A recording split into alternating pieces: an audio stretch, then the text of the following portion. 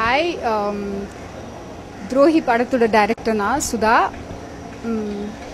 படத்தை பற்றி சொல்லணும்னா துரோகி இஸ் அபவுட் டூ யங்ஸ்டர்ஸ் ராயபுரத்தில் வாழ்கிற ரெண்டு பேர் பற்றி.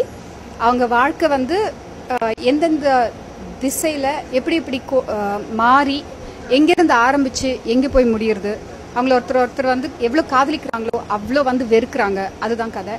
அண்ட் யார் யாருக்கு துரோகின்னு கேட்டுக்கிட்டே இருக்காங்க எல்லாரும். ஐ கான் சே தட் பிகாஸ் எல்லாருமே ஒருத்தருக்கு ஒருத்தர் துரோகியாக தான் இருக்காங்க. நிஜ வாழ்க்கையிலையும் அதே மாதிரி தான். ஏதோ ஒரு விஷயத்தில் நம்ம எவ்வளவோ நம்பினவங்க கூட நம்மளுக்கு துரோகம் பண்ணுறாங்க. அதே மாதிரி நம்ம நம்பாதவங்க வந்து நம்மளுக்கு எவ்வளவோ நன்மை செய்கிறாங்க. அது சூழ்நிலையை பொறுத்து அப்படின்னு என்னோட ஒரு திங்கிங். ஆக்சுவலி ராயபுரம் வந்து இந்த கதையில் ஒரு character beautifully captured by mister Alphonse Roy. அவர் வந்து நாங்கள் லொக்கேஷன் பார்க்கும்போதும் சரி, நாங்கள் லொக்கேஷன் சூஸ் பண்ணும்போதும் சரி, நான் ஃபர்ஸ்ட் என்ன சொல்கிறேன், எனக்கு வந்து இந்த படத்தோட லுக் இப்படி இருக்கணும்ன்ட்டு எனக்கு வந்து வெரி கிளியராக இருந்தேன் ஃபர்ஸ்ட்லேருந்து. ஸோ அவர்கிட்ட போகும்போது நான் 2 படம் எடுத்துகிட்டு போனேன். அந்த 2 படம் எடுத்துகிட்டு போய், சார் எனக்கு வந்து லுக்கு எப்படி இருக்கும்னு உங்களுக்கு சொல்ல தெரியல, ஆனால் இந்த 2 படத்தில் இருக்கிற மாதிரி மட்டும் இருக்கக்கூடாது அப்படின்னு நான் சொன்னேன். ரொம்ப தெளிவாக சொன்னேன், இந்த மாதிரி இருக்கக்கூடாது. தட் இஸ் டார்க், எனக்கு டார்க்காக வேண்டாம். I want very classic, I want very happy. ஏன்னா ராயபுரம் மக்கள்கிட்ட நான் வந்து 6-8 months அவங்க கூட பழகிருக்கேன். பழகும்போது நான் கேட்பேன், உங்களுக்கு வாய்ப்பு கிடைச்சா நீங்கள் இங்கே இந்த இடத்த விட்டு போவீங்களான்னு. அவங்க சொல்லுவாங்க, போவே மாட்டோம், வி கேனாட். எவ்வளோ காசு வந்தாலும் எப்படி வளர்ச்சி வந்தாலும் நாங்கள் வந்து இந்த இடத்த விட்டு. ஏன் அப்படின்னு சொன்னால் எங்களுக்கு கடல் பிடிக்கும். We love the beauty. இங்கே காற்று இருக்குது, சுதந்திரம் இருக்குது, ஒருத்தர் எங்களுக்கு தெரியும். வி லவ் திஸ் பிளேஸ் நாங்கள். ஸோ அப்படிப்பட்ட அவங்க விரும்பி காதலிச்ச இடங்களை போயிட்டு நான் தேடி, அதுதான் எங்கள் locations. You'll see very very virgin locations, fresh locations, யாரும் ஷூட் பண்ணாத லொக்கேஷன்ஸ் எல்லாம் நீங்கள் பார்ப்பீங்க. 2 பேருமே துரோகின் தான். 2 பேரும் துரோகி. எவ்ரிபடி இஸ் அ துரோகி in this film. It's very சட்டிலுங்க.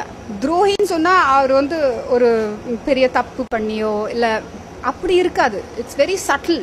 அவன் துரோகம் பண்ணது இன்னொருத்தனுக்கு புரியாது, இன்னொருத்தன் துரோகம் பண்ணுறது இவனுக்கு புரியாது.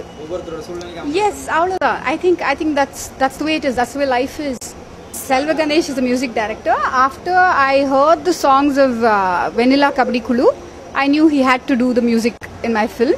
அவருக்கு வந்து ஒரு டஃபஸ்ட் சிச்சுவேஷன், படத்துலேயே ஒரு டஃபஸ்ட் சிச்சுவேஷன் அது கொடுத்து, ஐ set you compose for this, then you are my music director. இந்த படத்தோட பியூட்டி என்ன அப்படின்னா, இது வந்து ஒரு ராயபுரம் ஸ்டோரி அப்படின்னு ஸ்கிரிப்ட் கேட்ட உடனே எனக்கு ரொம்ப பிடிச்சது. ஸோ அந்த சேலஞ்சை ராயபுரத்திலே போய் ஷூட் பண்ணுவோம் அப்படின்னு சொல்லி ராயபுரத்திலே ஷூட் பண்ண படம். அதுக்கு அந்த விதத்தில் வந்து இது மேக்சிமம் ஃபிலிம் வந்து ராயபுரத்திலே ஷூட் பண்ணியிருக்கோம். ராயபுரம் என்னை பொறுத்த வரைக்கும் சின்ன வயசுலேருந்து படிக்கும்போது Royapuram was called the black Chennai, black Madras. ஏன்னா பிரிட்டிஷர்ஸ் எல்லாம் இங்கே ரூல் பண்ணிட்டு இருந்தாங்க. ஸ்லேவ்ஸ் எல்லாம் இருக்கிறது வந்து ராயபுரத்தில் இருக்கும். அதுதான் ஹிஸ்ட்ரியே. ஸோ அதுலேருந்து ஒரு கல்ச்சர் டெவலப் ஆனது. இன்னைக்கு கூட பார்த்தா நார்த் மெட்ராஸ் அப்படின்னா அது ஒரு டிஃப்ரெண்ட் இதுதான். ஒரு ப்ராப்பர்ட்டி வேலை எடுத்தாலும் சரி, சவுத் மெட்ராஸில் வேற, நார்த் மெட்ராஸ் வேற. ஸோ அந்த நார்த் மெட்ராஸ் அந்த ஒரு கிராம்ப்டு ஸ்ட்ரீட்ஸு, ஃபுல்லாக டைட் திக்லி பாப்புலேட்டட், நிறைய ஹவுசஸ், ஒரு சைடு கடல் வந்து லேண்ட் எடுத்துட்டு போயிட்டே இருக்கு. அதுக்கு நடுவில் அதுக்குன்னு ஒரு தனி கேரக்டர் இருக்கு, தனி கல்ச்சர் இருக்கு. அதை கேப்சர் பண்ணியிருக்கிறது தான் இந்த ஃபில்ம். ஏன்னா இந்த ஸ்டோரி வந்து செட்டாக இருக்கதே அங்கே தான். ப்ளஸ் ஒரு அதுக்குள்ள ஒரு கான்ட்ராஸ்டிங், இது ஒரு யங் பிராமின் பாய், ஒரு நான் பிராமின், அதுக்குள்ள அந்த கல்ச்சர்ல அதான் இந்த ஃபிலிமோட ஸ்ட்ரெங்தே வந்து ஒரு நார்மல் பாலிவுட் ஸ்டைல் இல்லாமல் complete on location at Royapuram. இந்த படத்தின் தயாரிப்பாளர் என்னுடைய சகோதரி போன்றவர்கள். அவருக்கு கவிஞர் மட்டும் நான் இல்லை, ஏதாவது லீகல் அட்வைஸ் வேணும்னாலும் எனக்கு ஃபோன் பண்ணுவாங்க. மனோ அக்கினேனி அவங்க இந்த பாடல் மட்டும் இல்லாமல் குளிர் படத்தில் நான் அனிதா கிட்ட சொல்லி எனக்கு ஒரு பாடல் வாங்கி கொடுத்தாங்க. அடுத்து குள்ளநரி கூட்டத்திலையும் அவங்களுக்காக பாடல் எழுதுகிறேன். அவங்களுக்கு வாய்ப்பு கொடுத்ததற்கு நன்றி. என்னுடைய பாடலுக்கு என்னுடைய பெயரை போட்டதற்கும் நன்றி. என் வீடு தேடி எனக்கு வந்து செக்கும் அனுப்பி வச்சாங்க. இது எல்லாத்துக்குமே நான் அவங்களுக்கு நன்றி சொல்கிறேன். அடுத்து இசையமைப்பாளர் செல்வ கணேஷ். அவரோட பேசும்பொழுது நாங்கள் வந்து 10 நிமிஷம் 15 நிமிஷம் பாடலை பற்றி பேசுவோம். அப்புறம் ஒரு 1/2 மணி நேரம் காஞ்சி பெரியவரை பற்றி பேசுவார். பகுத்தறிவாளனாக இருந்தாலும் அவருடைய அந்த பக்தியை வந்து நான் ரொம்ப வந்து ஒருவர். அதனால அதாவது துரோகம் அப்படிங்கிற சப்ஜெக்டை பார்த்தீங்கன்னா ரொம்ப பவர்ஃபுல்லான சப்ஜெக்ட்.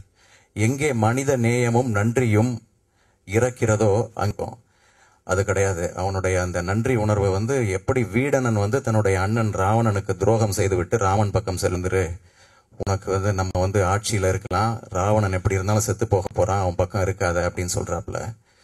அப்போ வந்து அந்த கும்பகர்ணன் சொல்லுவான், நீர்கோல வாழ்வை நச்சி நெடிது நாள் வளர்த்து பெண்ணை போர்க்கோலம் செய்து விட்டார்க்கு உயிர் கொடாது அங்கு போகேன் தார்கோல மேனி மைந்த என் துயர் தவிர்த்தியாகின் கார்கோல மேனியானை. எல்லோருக்கும், அந்த மனிதநேயம் மிக்க இந்த என்டையர் டீமுக்கும் என்னுடைய நன்றி. வணக்கம். வணக்கம், நான் விஷ்ணு பேசுகிறேன். துரோகி என்னோட 3வது படம். ரொம்ப சந்தோஷமாக இருக்குது. இன்றைக்கி ஆடியோ லான்ச். செல்வா சார் வந்து மியூசிக் பண்ணியிருக்காரு. இந்திரா இன்னோவேஷன் மனோவக்கினேனி producer and Sudha K Prasad Mani Ratnam கிட்ட அசோசியேட்டாக இருந்தாங்க, லேடி டைரக்டர். அதுக்கப்புறம் அல்ஃபான்ஸ் ராய் சார் வந்து கேமரா பண்ணியிருக்காரு. ஸோ ஒரு லேடி டைரக்டர் கிட்ட இந்த மாதிரி ஒரு ஸ்கிரிப்ட் எக்ஸ்பெக்ட் பண்ணவே இல்லை. நான் முதல்ல வந்து எனக்கு ஒரு புக்கு கொடுத்தாங்க படிக்கிறதுக்கு ஸ்கிரிப்ட். ஸோ நான் ஆரம்பிக்கும் போது நினச்சேன், சரி ஒரு லேடி டைரக்டர்கிட்ட வந்திருக்கு, ஒரு ரொமான்டிக் கதையாக இருக்கும் அப்படின்ட்டு நான் ஆரம்பித்தேங்க. என்னோடய ஃபஸ்ட்டு டைலாக் படித்த உடனே எனக்கு தெரிஞ்சு போச்சு, இது வந்து ஒரு லேடி டைரக்டர்கிட்ட எதிர்பார்க்காத ஒரு விஷயமா இருந்தது. ஃபஸ்ட்டு டைலாகே ராயபுரமில் ரெகுலராக பேசுகிற ஒரு டைலாக். அது என்னன்னு உங்களுக்கே புரிஞ்சிருக்கும். ஸோ அப்படி இருந்தது. அண்ட் நான் ஒரு 3 நாளில் வந்து ஸ்கிரிப்ட் கேட்டு நான் பதில் கொடுக்குறேன் அப்படின்னு சொன்னேன். பட் 3 மணி நேரத்தில் அந்த ஸ்கிரிப்ட் முடிச்சிட்டேன். கடைசி பேஜ் நான் க்ளோஸ் பண்ணும்போது கண்டிப்பாக இந்த ஸ்கிரிப்ட் பண்ணுறேன் அப்படின்னு பயங்கர நம்பிக்கை. அந்த உடனே கால் பண்ணி சொன்னேன். அவ்வளோ நல்ல ஸ்கிரிப்ட் இது. எனக்கு வெண்ணிலா கபடி குழுக்கு அப்புறம் பலே பாண்டியா பண்ணேன், பலே பாண்டியாக்கு அப்புறம் துரோகி. ஸோ 3வது படம் வந்து ஒரு லைஃப்பில் வந்து ஒரு நல்ல கரியர் சேஞ்சிங் படமாக இருக்கும் நான் நம்புகிறேன். ஃபஸ்ட்டு படத்துக்கு அப்படியே ஒரு கான்ட்ராஸ்ட் கேரக்டர் பண்ணியிருக்கேன். ஃபஸ்ட் படத்தில் எவ்வளோ சாஃப்டாக எவ்வளோ ஒரு மாதிரி வெக்கப்பட்டு அப்படியே இருப்பேன். இதில் அவ்வளோ ரஃப்பாக ரூடாக இருக்கிறேன். இந்த படத்துக்காக ஒரு 15 kg வெயிட் ஏற்றினேன். ஜிம்முக்கெல்லாம் போய் உடம்புலாம் ஏற்றி. அண்ட் ஸ்ரீகாந்த் சார் வந்து இன்னொரு ஹீரோ. ஸோ 2 பேர் நடிக்கும்போது ரொம்ப நல்லா இருந்தது. பொதுவாக வந்து 2 ஹீரோ சப்ஜெக்ட் வந்து எல்லாரும் சொல்லுவாங்க நிறைய ரொம்ப கொஞ்சம் கஷ்டம் இருக்கும் அப்படின்னு. பட் நான் அப்படிலாம் எங்கேயுமே கஷ்டப்படலை. ஏன்னா அவ்வளோ சப்போர்ட் பண்ணாங்க எல்லாரும். 2 கேரக்டருக்கு ரொம்ப முக்கியம் கொடுத்துருக்காங்க ஸ்கிரிப்டில். நிறைய பேர் கேட்குறாங்க யார் துரோகி அப்படின்னு. இந்த படத்தில் இருக்கிறவங்க எல்லாரும் துரோகி தான். எல்லாருக்குள்ள ஒரு கெட்டவன் இருக்கான் அப்படின்னு தான் இந்த படம். அண்ட் சுதா கே பிரசாத் ஒரு லேடி டைரக்டராக இருந்தோம். அவங்க கமாண்ட் பண்ணுற ஒரு விதம் வந்து ஸ்பாட்லேயும் சரி அண்ட் ஸ்கிரிப்ட் நாலேஜும் சரி, அவ்வளோ டீட்டெயிலிங் வந்து ஒரு கேரக்டர் பற்றி சூப்பராக தெரியும் அவங்களுக்கு. அண்ட் ரொம்ப நல்ல ஒர்க் வாங்கினாங்க. எங்கேயுமே வந்து அவங்க என்ன ஓகேனே சொன்னது கிடையாது. எப்போவுமே டவுட்லேயே இருப்பேன், நான் ஒழுங்காக பண்ணுறேனாடா அப்படின்னு. அந்த அளவுக்கு வந்து பர்ஃபார்மன்ஸ் வாங்கினாங்க. அண்ட் எனக்கு அப்போது தெரில, பட் நான் எடிட்டில் போய் பார்க்கும்போது ரொம்ப சந்தோஷமாக இருந்தேன். என்னடா நானடா பண்ணியிருக்கேன். அந்த அளவுக்கு வந்து பர்ஃபார்மன்ஸ் வாங்கியிருக்காங்க எங்கள் எல்லாருக்கிட்ட இருந்து.